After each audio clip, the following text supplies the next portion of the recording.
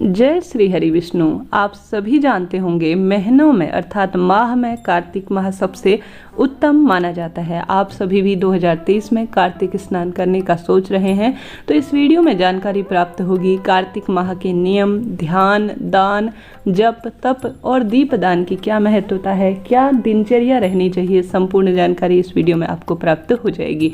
2023 में कार्तिक स्नान 29 अक्टूबर से शुरू हो रहा है और कार्तिक पूर्णिमा पर अर्थात 27 नवंबर को 2023 में कार्तिक स्नान जो है समाप्त हो जाएगा। अर्थात इस मध्य में आप सभी को कार्तिक स्नान कर लेना होगा।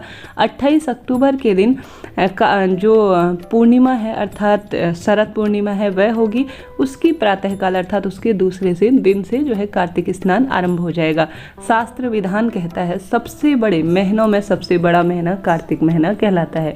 यह महीना श्री हरि विष्णु की आराधना, माँ तुलसी के पूजन के लिए माना जाता है। इस महीने किए गए दान पुण्य, खास तौर पर दीप दान, अन्नदान और जलदान, भूदान, वस्त्रदान और विशेष तौर पर शास्त्रों में वर्णित जो बातें कही गई है उनका पालन परिपूर्ण रूप से करने से व्यक्ति को लाख गुना फल प्राप्त होता है और अक्षय फलों की प्राप्ति होती है। तो सबसे पहले इस व्रत में स्नान की महत्वता कही गई है। शास्त्र विधान कहता है श्री हरि विष्णु का मत्स्य स्वरूप जो है जल में विहीन होता है अर्थात जल में वास करता है, जिस कारण से जो व्यक्ति जल से अर्थात पवित्र नदी में, कुंड में स्नान करता है उसके पूर्ण रूप से पाप नष्ट होकर हमेशा के लिए वह श्री हरि विष्णु के लोक में मृत्यु के पश्चात वास करता है और जाने अनजाने में हुए पाप कर्म पूर्ण रूप से नष्ट हो जाते हैं। तो 2023 में आप सभी भी संकल्प के तहत कार्तिक माह का स्नान करें। सबसे पहले स्नान की क्या प्रक्रिया है, कौन सा समय है, यह जरूर से जान लीजिए।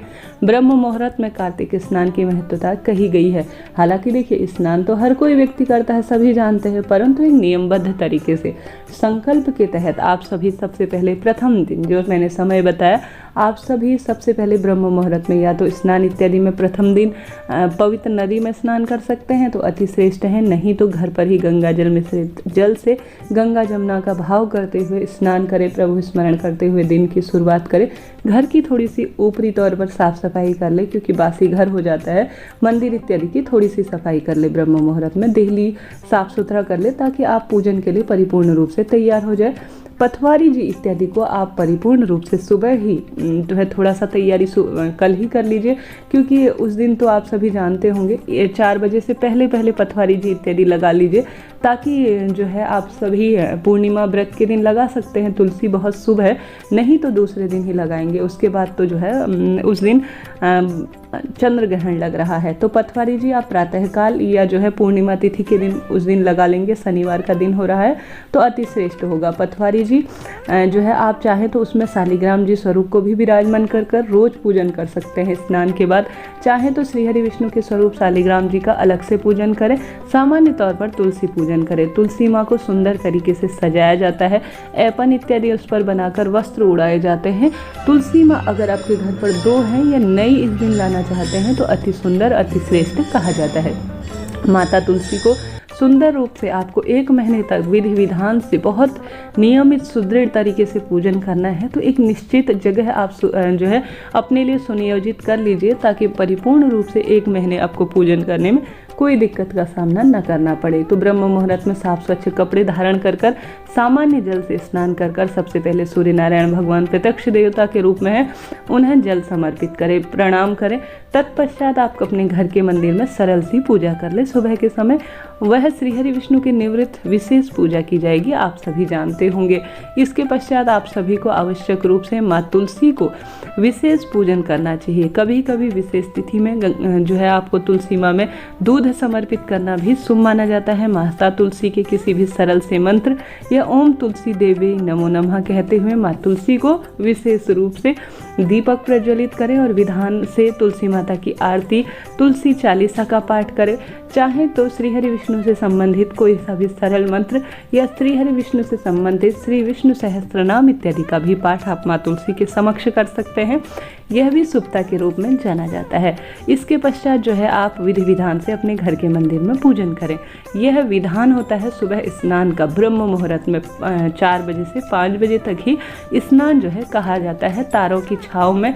तब जो है यह दान पुण्य पूजा पाठ इत्यादि नियमबद्ध तरीके से 1 महीने चलता है और लगता भी है। यह नहीं कि उजाला हो जाए उसके बाद स्नान करें, वह तो सामान्य स्नान की श्रेणी में आता है। इस तरह से पूरा महीना भर यह दिनचर्या चलती है। तत्पश्चात आप सभी को जो यह महीना है परिपूर्ण रूप से निभाना है, करना है। पूरे दिन भर में आप चाय पानी पी सकते हैं, कोई दिक्कत की बात नहीं है। अब शैम्पू साबुन इत्यादि ऐसा ना लगाएं जो है केमिकल इत्यादि से भरा हुआ हो। कोशिश करें इस महीने जितना हो सात्विकता के साथ और ब्रह्मचर्य का पालन करते हुए, धरती पर स्नान करते हुए। घर पर ध्यान रखें, आप अगर पूजा पाठ या कार्तिक स्नान कर रहे हैं तो प्याज लहसुन इत्यादि ना घर पर बने। जितना हो प्रभु स्मरण ध्यान में अपना समय व्यतीत करें। सुंदर कोई जो पुस्तक इत्यादि है जो भगवान से संबंध रखती है, कोई वेद शास्त्र का ज्ञान अध्ययन करना इस महीने के दौरान बहुत सुगम माना जाता है, सरल माना जाता है और बहुत फल देने वाला होता है। तो इस महीने आप सभी माँ तुलसी की विशेष सेवा अर्चना करें। दीपदान आप सुबह भी कर सकते हैं, शाम को करना ज़्यादा शुभता के रूप में माना जाता है। इसमें सबसे पहला दीपक तो माँ तुलसी के निवृत्त सुबह शाम तुलसी माँ में लगेगा ही। साथ के साथ आकाश दीपदान की महत्वता कही गई है, अर्थात छत की ओर एक दीपक आपको रखना चाहिए। खुले स्थान पर इसकी महत्वता कही गई है। साथ ही पीपल वृक्ष की जड़ में, देवालय में, किसी भी मंदिर इत्यादि में, या तो महादेव का या श्री हरि विष्णु या दोनों के मंदिर में आप सभी को कार्तिक माह के पवित्र दिन में कुछ ऐसा प्रयास करना चाहिए कि विशेष दीपदान कर सके। हालांकि शास्त्रों में तो दीपदान कई स्थानों पर कहा गया है, जैसे शमी वृक्ष, पीपल वृक्ष, बेलपत्र वृक्ष, यह सबसे सर्वश्रेष्ठ। गौशाला इत्यादि में भी दान करने का और बहती हुई नदी में भी दान करने का कार्तिक माह में विशेष स्थान जो है विशेष फलों की प्राप्ति के लिए कहा गया है। तो आप सभी इन दिनों इन नियमबद्ध तरीके से पूजन इत्यादि में अपना समय व्यतीत करें। यह दिन दान पुण्य पूजा पाठ के माने जाते हैं और श्रीहरि विष्णु की कृपा इससे असीम होती है। इस तरह से अपना पूरा महीना व्यतीत करें। देखिएगा जीवन में प्रभु कृपा सदा सर्वदा आपके आसपास स्वयं ही आप प्रभु के रंग में रंगना आरंभ हो जाएंगे। यह महीना साधारण नहीं है दोस्तों। इस महीने जो है असीम कृपा प्रभु तत्व जीवन में बरसता है। माँ तुलसी सदा सर्वदा घर परिवार में किसी चीज़ की कमी नहीं होने देती। साथ के साथ सुबह दीपदान करें, सुबह करें, शाम को करें, जितनी आपकी इच्छा है उस तरह से करें। कई भक्तजन शाम को जो है तारों की छाँव में, और यह जो है आप सभी संकल्प के तहत करें कि जैसे श्रीहरि विष्णु की प्रथम दिन आप सभी जहाँ पर भी अपने घर के मंदिर में पूजा कर रहे हैं, थोड़ा सा चावल अक्षत या तिल इत्यादि अपने हाथ में लेकर नाम गोत्र बोलते हुए कि हे श्रीहरि विष्णु, मेरे इस कार्तिक माह के स्नान ध्यान जप तप को और दीपदान को सफल बनाएं। यह नियम ले रही हूँ, इसे परिपूर्ण करने में मेरी मदद करें और मुझे जो है इस योग्य बनाएं। ऐसी प्रार्थना करते हुए आप संकल्प के तहत जो है कार्तिक स्नान करें या दीपदान करें, तारों की छाँव में भोजन का संकल्प ले रहे हैं तो शुभ रहेगा। शाम के समय आप सभी सरलतम भाव से एक समय जो है अपना व्रत खोल लीजिए। सरलतम भाव से सात्विक चीज़ों को ही भोजन में ग्रहण करें। इस तरह से कार्तिक महीने में पूरे नियम लिए जाते हैं। अलग अलग चीज़ें दान करने का अलग अलग दिनों में विधान है। चाहे तो रोज़ थोड़ा थोड़ा कोई भी वस्तु दान करें, इच्छा आपकी है। दीपदान इत्यादि आप कर ही रहे हैं, अन्य चीज़ें भी प्रभु स्मरण में समय निकालें। अन्नदान, जलदान, भूदान, वस्त्रदान अपनी क्षमता सामर्थ्य अनुसार करने का प्रयत्न करें। इस तरह से यह जानकारी थी। कोई मन में सवाल हो पूछ लीजिएगा। आपका अपना चैनल है। हर हर महादेव, जय माता दी।